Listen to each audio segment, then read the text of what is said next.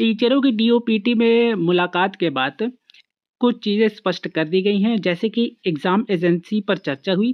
DOPT ने स्पष्ट किया है कि यह तय करना उसकी ज़िम्मेदारी है कि परीक्षा किस एजेंसी से कराई जाएगी। एजेंसी बदली नहीं जाएगी, लेकिन प्रक्रिया में सुधार अवश्य किया जाएगा।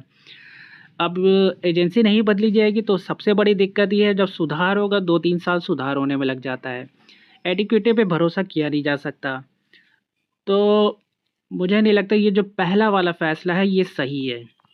फिर दूसरा ये कहा गया है कि सीजीएल एग्ज़ाम पोस्टपोन को लेकर अधिकारियों ने कहा है कि परीक्षा स्थगित नहीं की जाएगी। हालाँकि उन्होंने भरोसा दिलाया कि सिलेक्शन पोस्ट जैसी गलती दोबारा नहीं दोहराई जाएगी।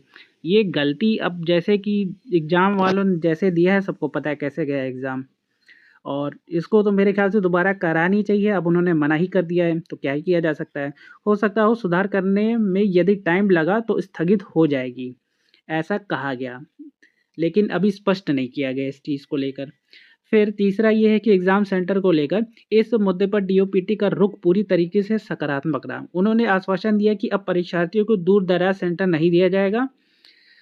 ये ऐसा कई बार कह चुके हैं, लेकिन फिर भी सेंटर दे दिया जाता है। इसके बाद है रेलवे भर्ती मुद्दा। रेलवे से कई अधिकारी मीटिंग में मौजूद नहीं थे, इसलिए इस मुद्दे पर जवाब नहीं मिल पाया। डीओपीटी ने कहा है कि अगली मीटिंग में रेलवे का प्रतिनिधि उपस्थित रहेगा, तब इस बारे में चर्चा की जाएगी। इसके बाद है अभ्यर्थियों की समस्या के समाधान हेतु एक सेल बनाया जाएगा। उससे स्टूडेंट से जवाब लिया जाएगा, फिर उसी से समाधान बनाया जाएगा। फिर है नेक्स्ट जो छठा था, उत्तर कुंजी को लेकर।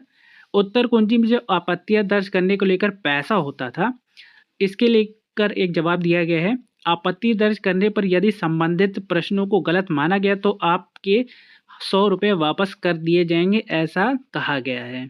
इसके बाद है सीपीयू भर्ती, जो 2024 की थी। रिजल्ट 1 से 2 सप्ताह में जारी कर दिया जाएगा।